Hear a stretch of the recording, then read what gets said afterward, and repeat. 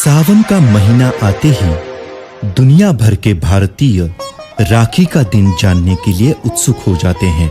कोई भी रिश्तेदारी ना होने के बावजूद भी राखी से भाई बहन का बंधन निभाने का मौका मिलता है। राखी का इतिहास तो हमें महाभारत के युग से देखने को मिलता है। भगवान श्री कृष्ण को श्रुतदेवी नाम की एक चाची थी। उसने शिशुपाल नामक एक विकृत बच्चे को जन्म दिया था। बड़ों से पता चलता है कि जिसके स्पर्श से शिशुपाल स्वस्थ होगा उसी के हाथों वह मारा जाएगा। एक दिन श्री कृष्ण अपने चाची के घर आए थे और जैसे ही श्रुतदेवी ने श्री कृष्ण के हाथों में अपने बेटे को रखा, वह बच्चा सुंदर हो गया। माना कि श्रुतदेवी यह बदलाव देखकर खुश हो गई, लेकिन उसकी मौत श्री कृष्ण के हाथों होने की संभावना से वह विचलित हो गई।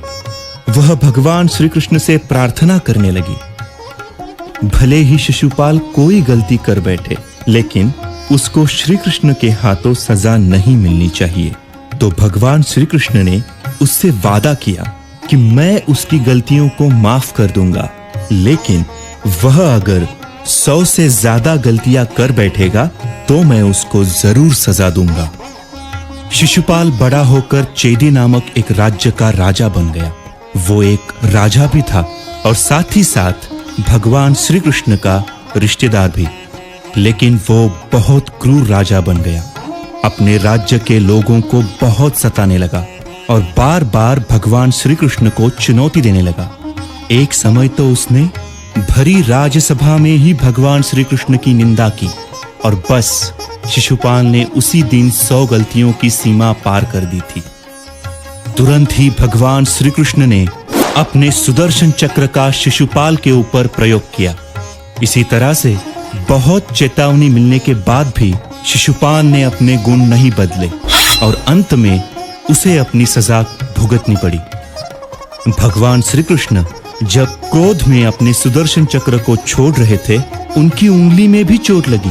भगवान श्री कृष्ण के आसपास के लोग उस घाव पे कुछ बांधने के लिए इधर उधर भागने लगे, लेकिन वहां पे खड़ी द्रौपदी कुछ सोचे समझे बिना अपनी साड़ी के कोने को फाड़कर भगवान श्री कृष्ण के घाव पर लपेटा। शुक्रिया प्यारी बहना, तुमने मेरे कष्ट में साथ दिया है, तो मैं भी तुम्हारे कष्ट में साथ देने का वादा करता हूँ। ये कह के भगवान श्री कृष्ण ने द्रौपदी को उनकी रक्षा करने का आश्वासन दिया था और इस घटना से रक्षाबंधन का प्रारंभ शुरू हुआ। बाद में जब कौरवों ने पूरी राजसभा के सामने द्रौपदी की साड़ी खींचकर जब उसका अपमान करने का प्रयास किया, तो भगवान श्री कृष्ण ने द्रौपदी को बचाकर अपना वादा पूरा किया था। उस समय से लेकर बहनें अपने भाइयों को राखी बांध रही है और बदले में भाई जीवन भर अपनी बहन की रक्षा करने का आश्वासन देते आ रहे हैं। सावन मास की पूर्णिमा पर राखी के अलावा कुछ और त्योहार भी मनाए जाते हैं।